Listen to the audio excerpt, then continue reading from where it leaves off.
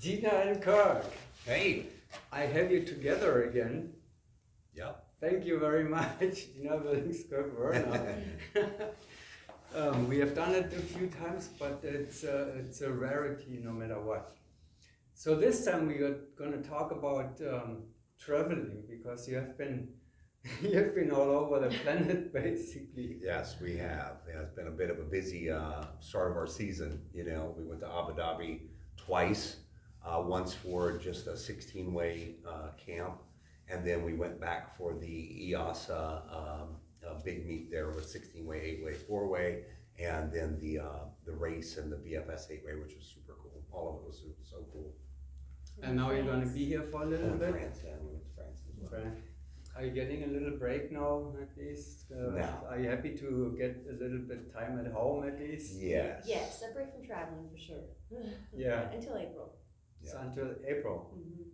And that is... Back to France. Back to World Cup. that's The back World to Cup. France, yeah. Yeah, we So when dynamic we're talking about, right? So that is actually a different competition format, right? Well, normally it is, but they're having the actual World Cup for the ISC, the FAI World Cup is in April. But normally they have the one that we do in the Hell Week in November. They have a bracket system, and you're going head to head in like the last half of the meet. So it's pretty exciting. So your last two competitions were actually applying totally none of the traditional ones. So now you're training for the next traditional competition will be the Indoor Championship, Paralympics B Indoor National Indoor Championship. Yeah. But Wemby was like two teams against each other. Then you went to Abu Dhabi, that was, and you had two teams. I mean, at least with in 8-way. 8-way. 8-way was one team, but 4-way was the so race. So that was the traditional one. But then in 4-way, I didn't know this until I saw the videos. So I look at the videos and say, "What? I have the wrong videos. You know what's going on here?" Yeah, it's a cool concept. You know, it was very cool to watch. Because I was up on the second floor, I guess the fourth floor there, and looking down at that tunnel, and you could watch them. You know, they had. Vadim was out there, and he had the flags, and he went and started. They had to start in a diamond, so you faced the guy with the flags, and they also had lights to back it up. So there's a diamond, and then they took off. And as you're watching it, you could see like one team outpace them, or sometimes they were very close, you know, and they'd have a brain lock, and then the other team would get a page on them. You know, it was pretty cool to watch. It was a great concept. So basically, they do the same thing, at Wemby Dynamic after the first rounds. There are also two teams, but they're not really competing against each other. And even in the same chamber, did you have a different feeling that you have an opponent, a direct opponent, like in boxing? Or, Yeah, for sure. Because a lot of times we were close to each other, and they're like, "Ugh," and so it's distracting in that way. And then the other thing that I think is the big takeaway from that is when you're going off the flags to say go, like 4-way in the airplane, in the tunnel, even 8-way, you start when you're ready. Like, okay, take a deep breath, give a count. Ready or not, those flags are coming down. So if you're thinking about something, you might not be ready to go at the time when they say you gotta go. That's probably the biggest change for me anyway. Yeah, that's interesting. I can imagine it's totally different. Yeah. What if you're not ready? You're going. Isn't it similar to Wemby Dynamic too? That they're having a green light flashing? No, they changed it. No, they changed it. They used to do that. Used to have a starting time, but the one thing that's cool there is that scoring system. When there's a bus, they're doing live scoring, and when there's a bus, red lights go off in the tunnel, and you have to stay focused. You know. Yeah, but it's cool. Distracting too, I guess. And a lot of times you get those points back because that system, as soon as you're getting out of the tunnel, it reviews back. And it shows the judges again that area where they saw something, and then a lot of times by the time you're getting out, you'll get those points back. You know, the judging, it was super fast, and they're trying to give you points, right? Instead of the kind of the classic thing that we see, especially outdoor meets, that they're looking for you to bust in some way. You know, They're instead of like talking giving you before. right. There's a briefing before each round Yeah. about the sequence, and they point out here that's a risk. Yeah. situation. Yeah, and but they it was that part of it was really cool. In fact, we went over there because after the U.S. Nationals in Eloy, we had a lot of discussion about the judging. That they're constantly saying hidden grip, which isn't in the rules. That's not in the rules. That's just they should just say grip clearly not presented.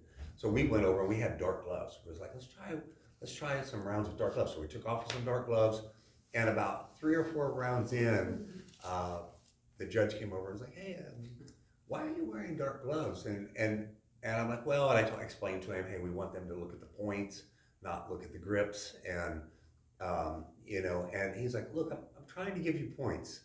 And sometimes it made it difficult for me to give you points because they were looking at the timeline. When you're doing, 30 points on an 8-way jump, you're going to have a point on the timeline. And they're literally, you could watch the judges there go back and forth they were trying to give the points to the competitors. They were giving the benefit of doubt to the competitors. And I think that's how it's going to be. Or AI is going to take over judging.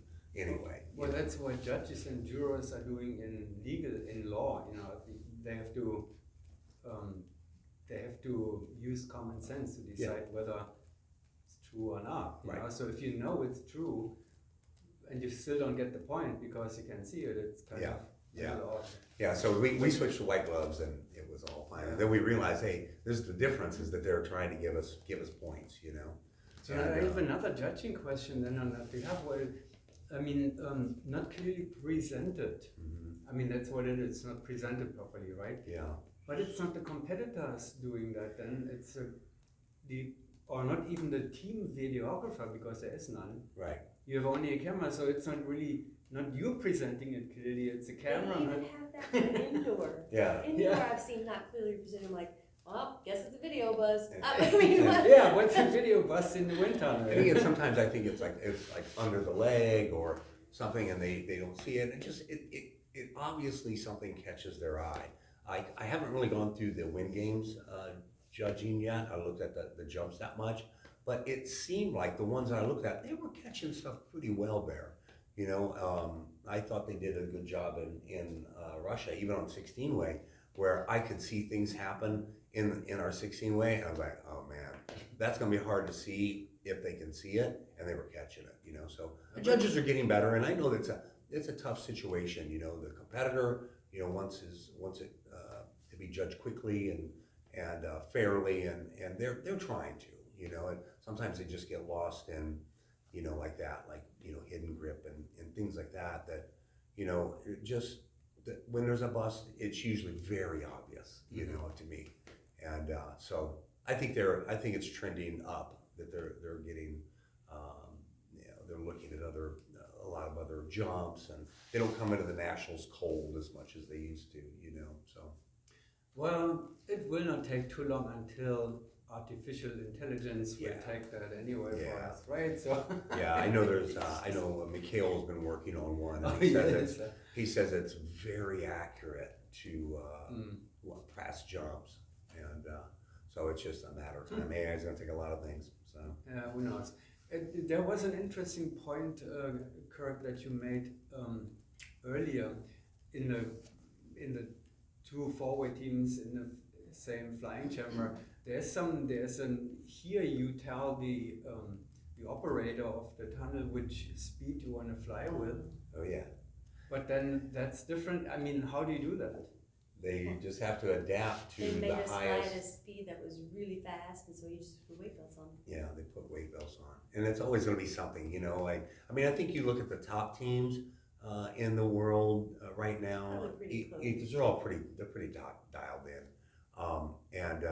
but yeah, they asked them what speed. They told them a speed, and they're like, well, these teams are flying. Not these girls. I think the 2 teams are flying at like a higher speed, and they're like, oh, get some weight belts on, and you couldn't really tell that. I mean, when I was watching them, they looked like they were totally level.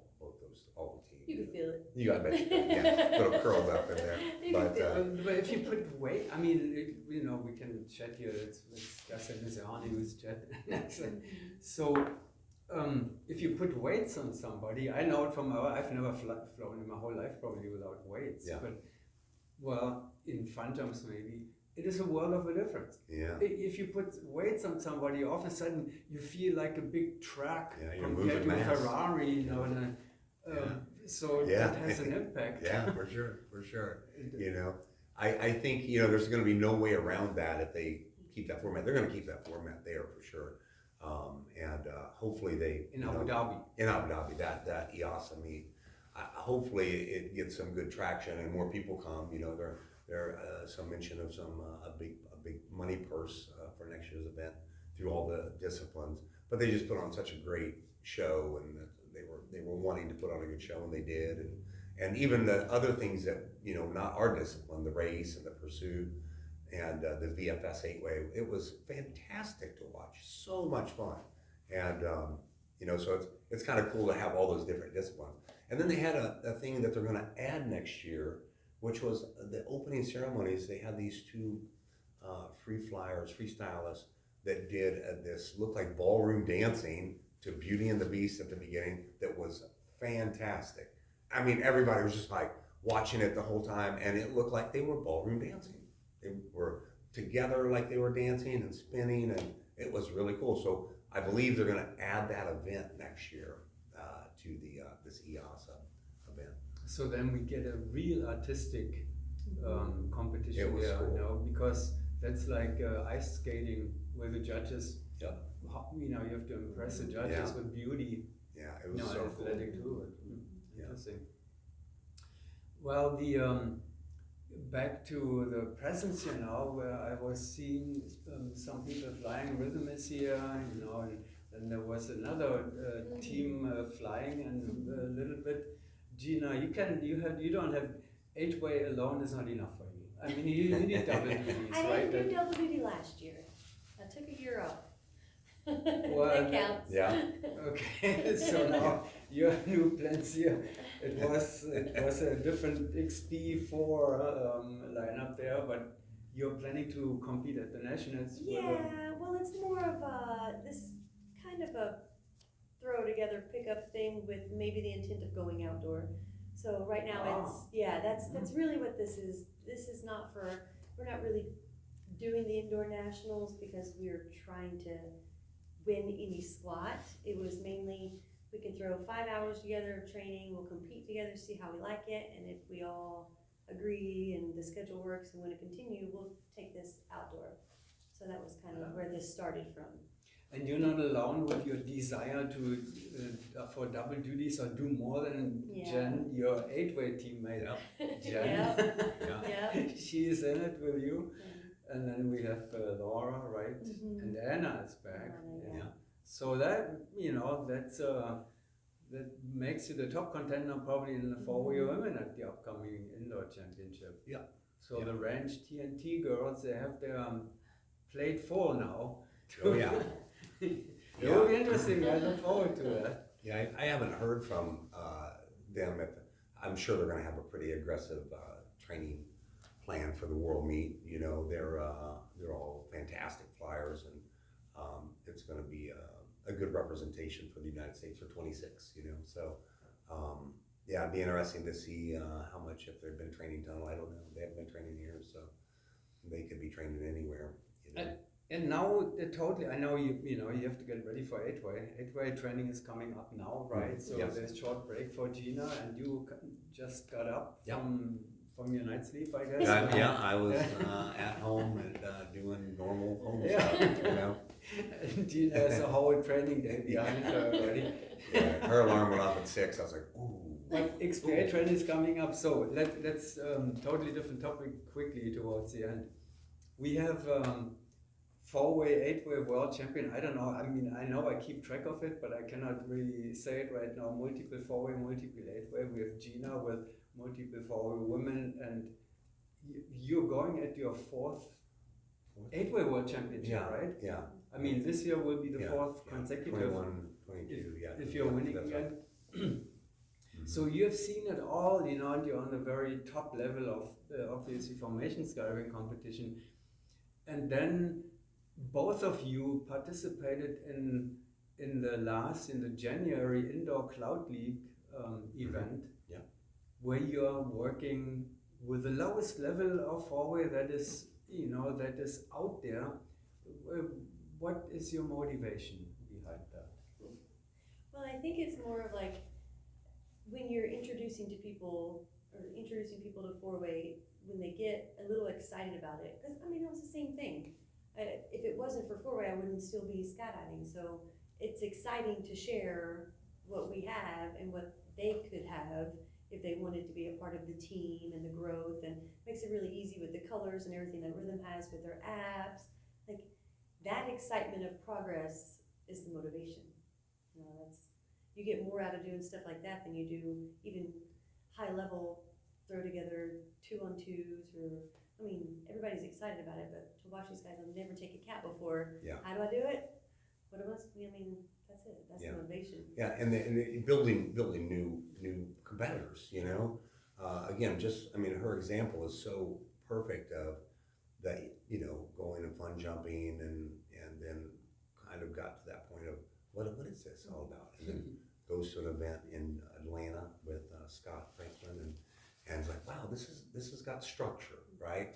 And then from that, I can be accountable. I can, do an audit of what I'm doing and see all the things that I need to see to improve, and this with this sport, we can see it. We see it. It's out there. There's no finish line. I mean, what's possible? I remember saying when I was on airspeed, we'll see a 35-point average in indoor one day.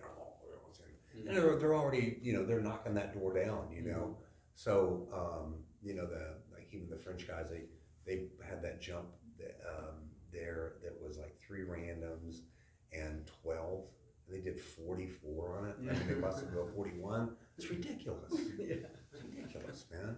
So I don't think there's any end in sight, and these people are getting better, more athletes are getting into the higher end stuff. So, from there you'll see, big changes, I think, and that's what's so fun about it. Like the guy we had this weekend, on Friday, he had 80 jumps, then they're in a student suit in there, and they had a pretty sterile environment, and they did fantastic. Their learning was just like these leaps and bounds, and that's really, really cool to watch. And again, we're want to keep turning people on to FS, and competing, and from there's always diamonds in the rough out there, and people come along, and then all of a sudden here's a person that's on the scene now. You know what I mean? I mean, these people sitting here, several of these people, the same thing. I remember them coming through the ranks, coming up in other little teams, or small, not other teams, little teams, but weekend teams, getting experience, and then all of a sudden, here they are, Rhythm. I mean, they put so many people into that same thing, so it's cool. You have one in your lineup, James Hall. He started at the Indoor Cloud Peak Tunnel Kicker events at iFly Orlando, the old tunnel. That's where we came the first time, so you're bringing people into the sport. But there's a little bit more behind it, at least for the two of you and some others who are Jen, I think was on there too. Because, I mean, I can, there are other people who can do that. They're flying well enough, they have enough experiences to fly with the beginners and tell them really about the foundation, the basics for that. But you are world champion, so there's some kind of passion that goes beyond just bringing new people in and recruiting them and giving them, an arena where they can learn what it's all about.